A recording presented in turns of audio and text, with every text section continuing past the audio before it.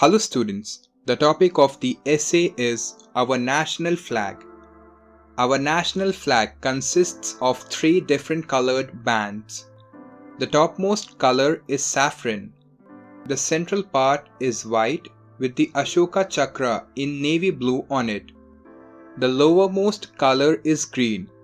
It is also called the tricolor or the Tiranga.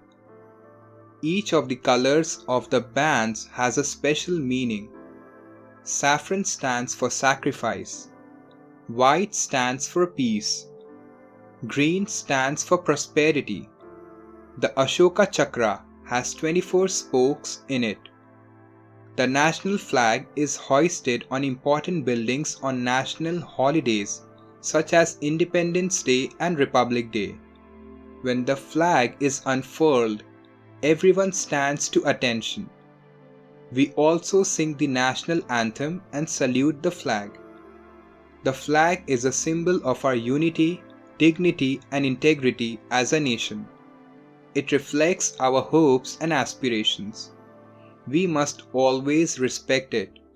No sacrifice is too great to keep up its glory.